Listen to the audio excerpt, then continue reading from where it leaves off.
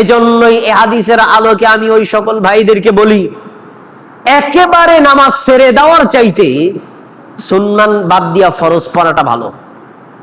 কিছু ব্যবসায়ী আছেন যে নামাজের সময় কাস্টমার এত চাপে যে যার ফলে মনে করেন আমি যদি এখন নামাজে যাই তাহলে আমার কমপক্ষে 5,000 টাকা লস, এই জন্য উনি নামাজই পড়ে না।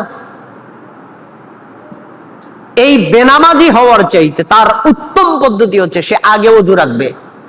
কাস্টমার আসলেও ভাই একটু অপেক্ষা করেন, আমি 4 রাকাত ফরজটা পড়ে নেই ভাই, 4টা মিনিট সময় দেন। আপনি দোকানের মধ্যেই যান, আমার সাথে আল্লাহু আকবার 4 রাকাত ফরজ সালাত আদায় করবেন। জোহরের আগে 4 রাকাত পড়েন নাই, পরে 2 রাকাত পড়েন নাই, কমপক্ষে আল্লাহর ফরজটা তো আদায় হলো। কিন্তু কিছু ভাই আছে না, আরে ভাই আগে সুন্নাত না পড়লে ফরজের কোনো দাম আছে, তার নামাজে ছেড়ে দিল, এটা ভয়ঙ্কর না? এজন্য ফরজের ব্যাপারে কোনো ডিসকাউন্ট নাই, কোনো কম্প্রোমাইজ নাই। ফরজ আদায় করতে আপনি বাধ্য যে কোনো মূল্যে। কিভাবে আদায় করবেন?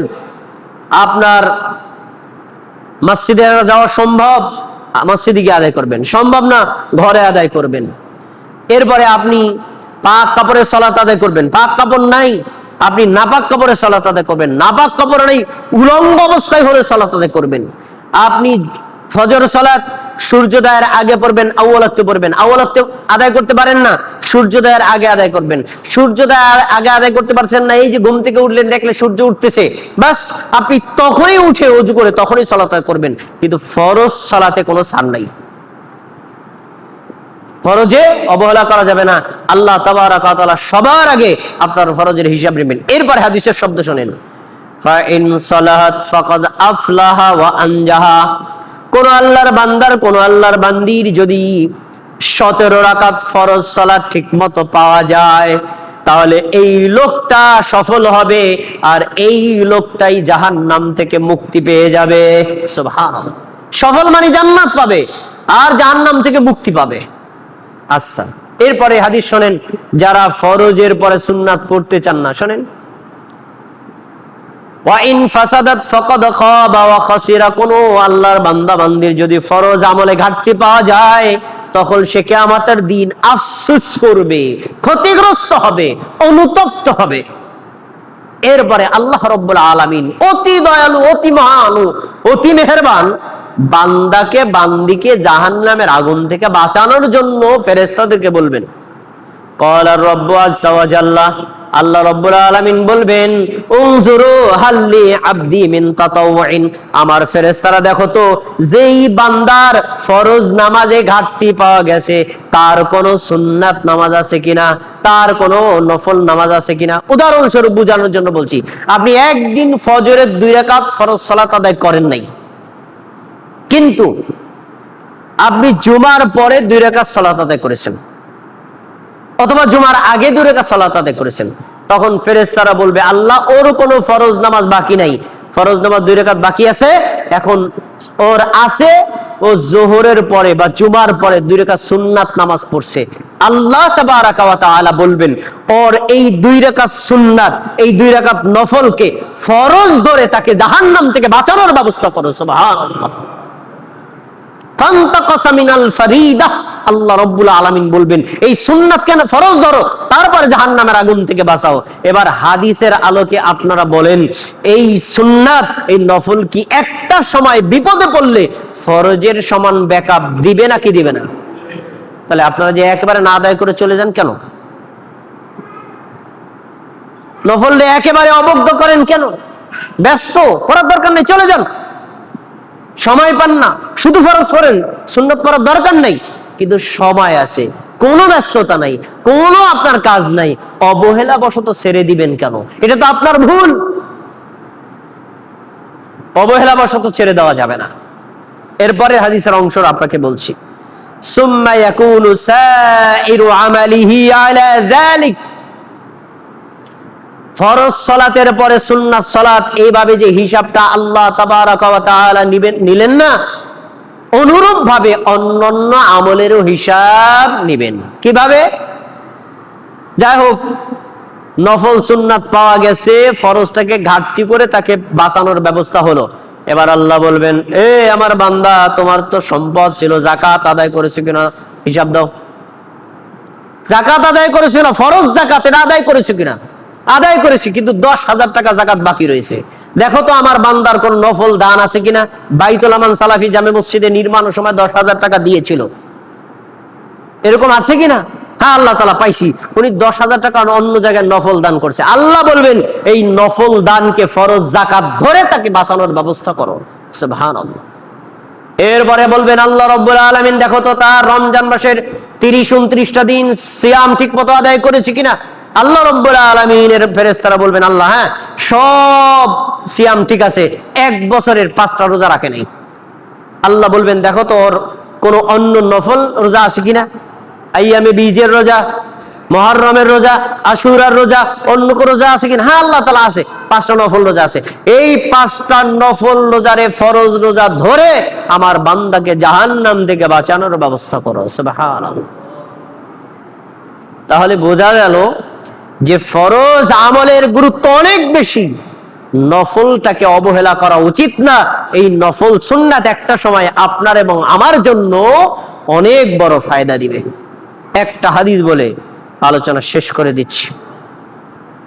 আপনি আর আমি যদি দৈনিক 5 ওয়াক্ত ফরজ সালাতের আগে এবং পরে 12 রাকাত সুন্নাত বা 12 রাকাত নফল সালাত আদায় করি, আল্লাহ রাব্বুল আলামিন আপনার জন্য আমার জন্য জান্নাতে স্পেশাল আলাদা একটা ঘর বানিয়ে রাখবেন। বলেন সুবহানাল্লাহ। এটা কিন্তু ফরজ নামাজের জন্য না, নফল 12 রাকাত নামাজের জন্য। হাদিস শুনেন, সুনানে আবু দাউদের হাদিস এবং সুনানে তিরমিজির হাদিস। উম্মে হাবিবা রাদিয়াল্লাহু তাআলা আনহা বলেন, قال رسول الله صلى الله عليه وسلم, আল্লাহ রাসূল সাল্লাল্লাহু আলাইহি ওয়াসাল্লাম বলছেন, মান সাল্লা ফি ইয়াউমি ওয়া লাইলাতিন 12 রাকাতান সিওয়াল ফারিদা, যে ব্যক্তি দিবারাত্রি 24 ঘন্টায় ফরজ 17 রাকাত নামাজ বাদ দিয়ে এই ফরজের আগে পরে 12 রাকাত সুন্নাত বা নফল নামাজ পড়বে, বানাল্লাহু লাহু বাইতান ফিল জান্নাহ, এই 12 রাকাত সুন্নাতের জন্য আল্লাহ ওই বান্দির জন্য, বান্দার জন্য জান্নাতে স্পেশাল একটা আলাদা ঘর বানিয়ে রাখবেন। সুবহানাল্লাহ। তাহলে আপনি সুন্নাতের অবহেলা করছেন, অথচ সুন্নাতের বিনিময়ে কি পাওয়া যায়? স্পেশাল জান্নাত। সুন্নাতের বিনিময়ে পাওয়া যায় আলাদা স্পেশাল জান্নাত। এখন এই 12 রাকাত কি? এই 12 রাকাতের বর্ণনা দিচ্ছেন ইমাম তিরমিজি রাহিমাহুল্লাহ। তিনি বলছেন, আরবান ক্বাবলা যোহর, যোহরের আগে 4 রাকাত, রাকাতাইনি বাদা যোহর, যোহরের পরে হলো 2 রাকাত, রাকাতাইনি বাদাল মাগরিবি, মাগরিবের পরে 2 রাকাত, রাকাতাইনি বাদাল ইশা, ইশার নামাজের পরে 2 রাকাত, রাকাতাইনি ক্বাবলাল ফাজরি, ফজরের আগে 2 রাকাত। মোট কয় রাকাত হলো? 12 রাকাত। যোহরের আগে 4, যোহরের পরে 2, 6 রাকাত, মাগরিবের পরে 2, 8 রাকাত, ইশার পরে 2, কত হলো? 10 রাকাত। আর ফজরের আগে 2, কয় রাকাত হলো? 12 রাকাত। এই 12 রাকাত সালাত আদায় করলে আল্লাহ আপনার জন্য আলাদা স্পেশাল জান্নাত দান করবেন। এই জায়গাতে একটু প্রশস্ততা আছে। প্রশস্ততা কি? হাদিসে বর্ণনা পাওয়া যায়, যোহরের আগে আপনি 4 রাকাত পড়তে পারেন, ব্যস্ত থাকলে জোহরের আগে 2 রাকাতও পড়তে পারেন। জোহরের পরে 4 রাকাত পড়তে পারেন, আবার জোহরের পরে 2 রাকাতও পড়তে পারেন। দুইটাই হাদিস সহিহ। যদি সময় বেশি থাকে 4 রাকাত পড়বেন, সময় কম থাকলে 2 রাকাত পড়বেন।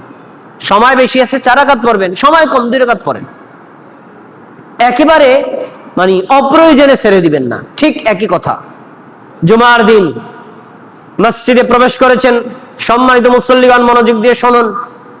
ঢোকার পরে দেখলেন ইমাম সাহেব খুতবা শুরু করেননি, কোনো দিকে তাকাবেন না, 2 রাকাত সালাত, দুখুলুল মসজিদ সালাত আদায় করেছেন। সালাম ফেরানোর পরে দেখছেন ইমাম সাহেব এখনো খুতবা শুরু করেননি, এবার পড়বেন 4 রাকাত সালাত। যদি দেখেন যে সালাম ফেরানোর পরে 2 রাকাত পড়ার পর যদি দেখেন ইমাম সাহেব খুতবা শুরু করে দিয়েছে, আর কোনো নামাজ নাই, ব্যাস খুতবা শুনতে হবে।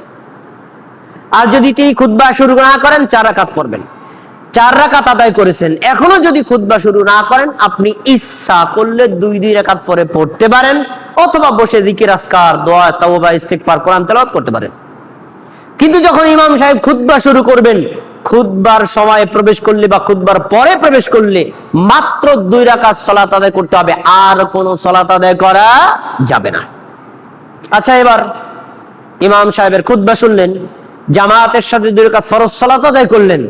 ফরজ সালাত আদায় করার পরে আপনি 2-3 ভাবে আদায় করতে পারেন। ব্যস্ত আছেন, 2 রাকাত পড়তে পারেন। সময় আছে, 4 রাকাত পড়তে পারেন।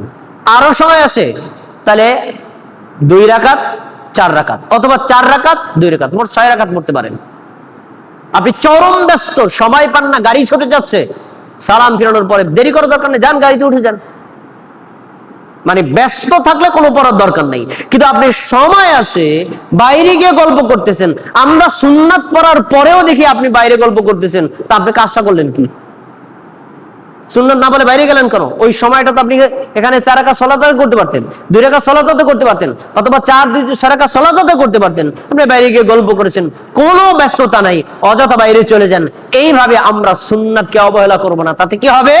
জান্নাতের উচ্চ মর্যাদা থেকে আমরা বঞ্চিত হব। আল্লাহ রাব্বুল আলামিন এখন থেকে আমাদেরকে ফরজকে সর্বোচ্চ মর্যাদা দিয়ে এবং সময় সাপেক্ষে ফরজের পাশাপাশি সুন্নাতও গুরুত্বের সাথে আদায় করার তৌফিক দান করুন। বলুন আমিন।